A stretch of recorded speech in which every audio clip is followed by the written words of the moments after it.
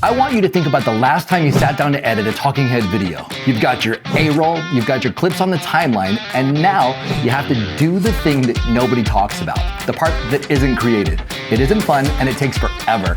Manually cutting out every single pause.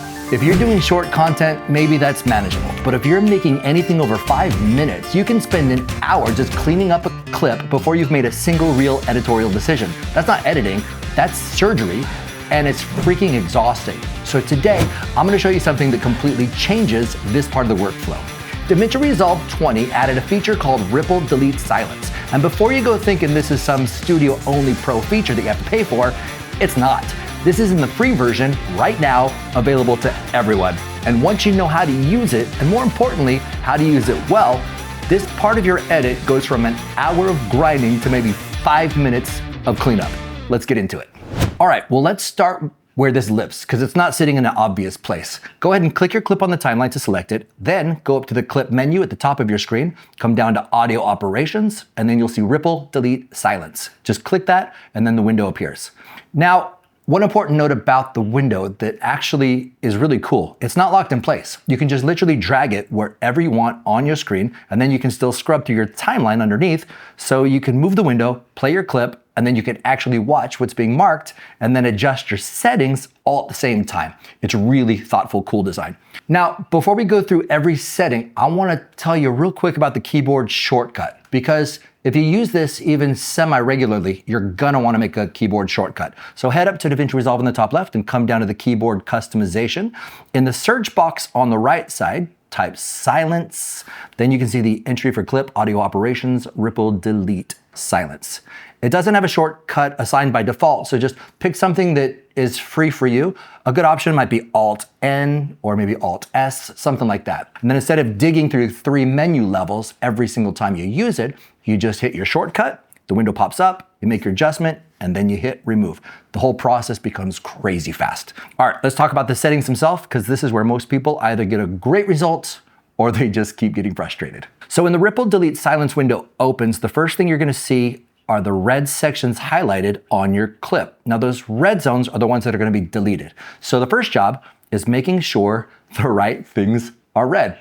The threshold setting controls how quiet something has to be before Resolve considers it silence. This is measured in decibels. And here's the thing, if you set it too high, Resolve thinks that everything is silence because almost everything is below the threshold. If you set it too low, and then it misses the actual quiet sections entirely.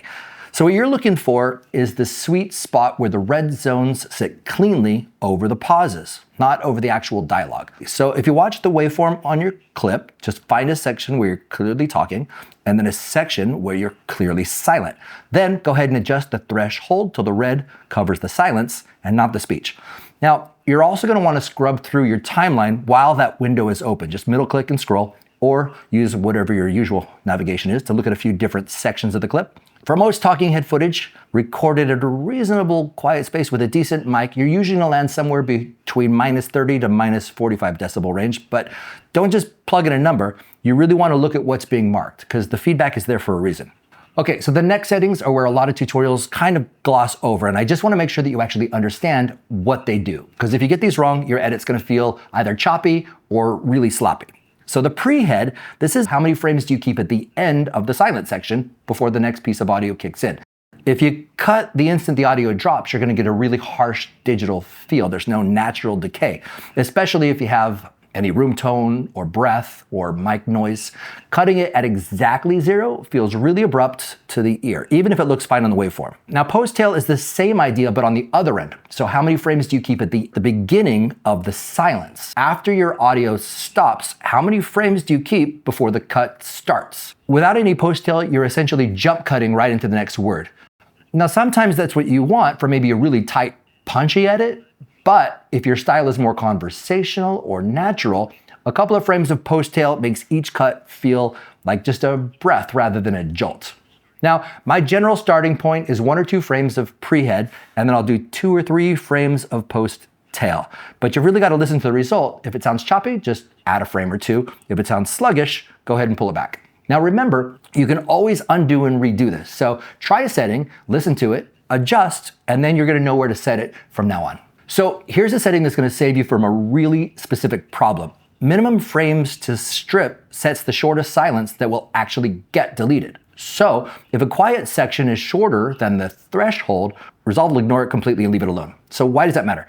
Because not every moment of quiet is a mistake. A quick breath between sentences, it's natural. A tiny pause while you're making a point, that's rhythm. A slight hesitation that actually adds weight to whatever comes next, that's performance.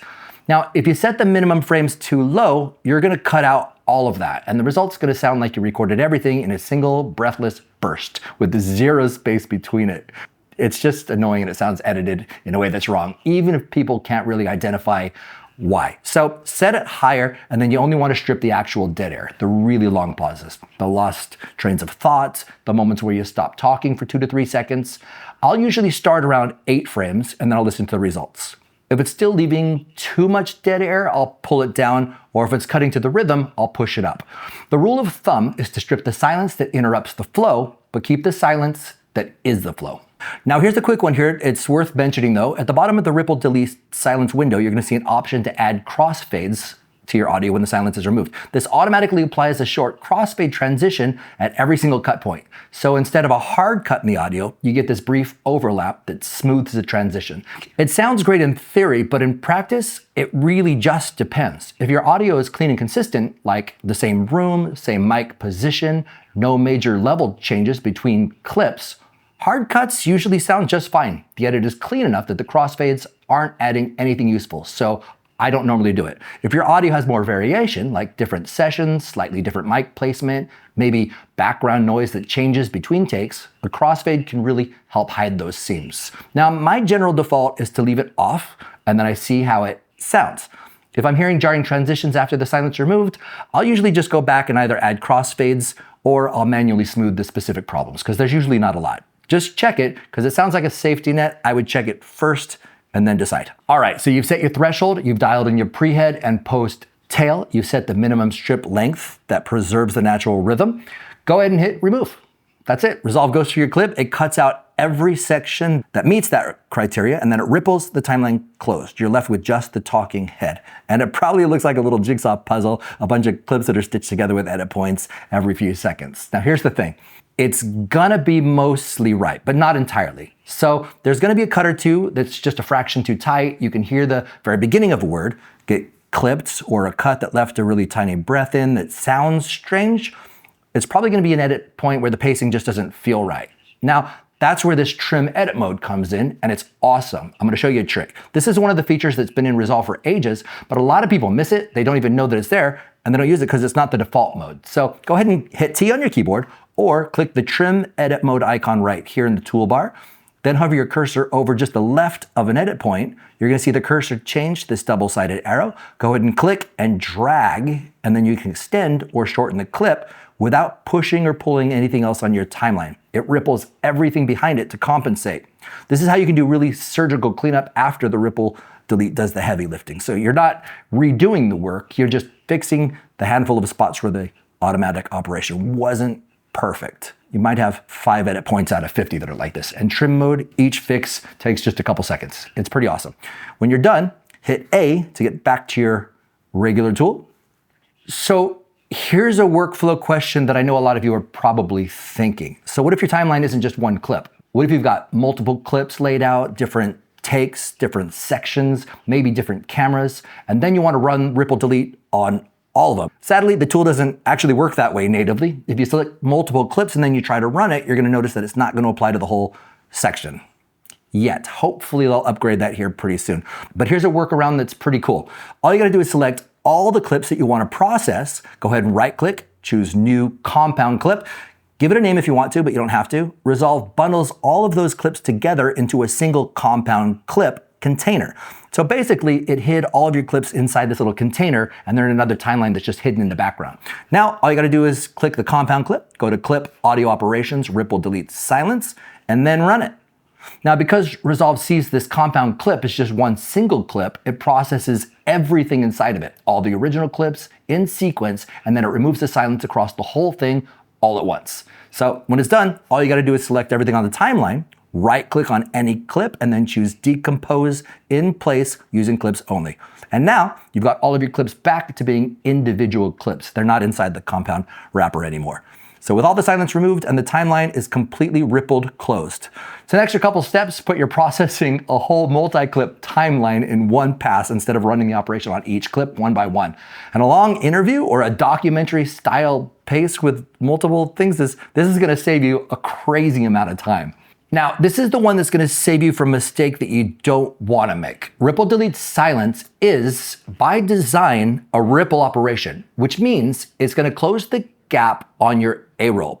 It moves everything on your timeline to close those gaps. Not just the clip that you actually ran it on, but it does it to everything.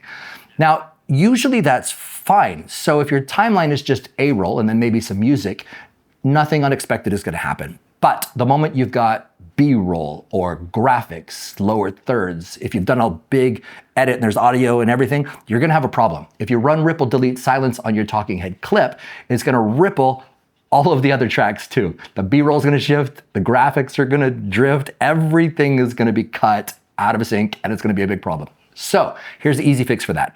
Look at the left side of your timeline, and then you're gonna see small icons next to each track. These are the sync lock controls, and they look like little chain link. Before you run ripple delete silence, just disable the sync lock on the tracks that you wanna protect. The tracks you're running the operation on should keep sync lock enabled. The tracks with B-roll or other content that you don't want to move should have it disabled. When you run the operation now, it's gonna ripple the A-roll track, but it's gonna leave all of the protected tracks exactly where they are. This is the move that makes the feature safe to use on a fully built and edited timeline, not just the beginning of an edit. And once you know it exists, you're gonna use this thing all the time, constantly, not just for silence deletion, but for any ripple operation where you don't want everything to move. Now, if you want the editing tools that make the rest of your workflow this efficient, I've got a free editing toolkit in the description below. I've got LUTs, overlays, the stuff that I actually use on my own project. It's completely free. I'll put the link down below. So if this video saved you some time, I'd really appreciate it if you guys would hit subscribe and like the video. I've got a whole series of videos like this one going deep on the Resolve workflows that actually matter for creators. And if you want to keep building your editing skills right now, I've got a video linked here that fits perfectly with what we just talked about right here. Go ahead and watch that one next. Thanks for watching, stay creative, and I will see you guys in the next video.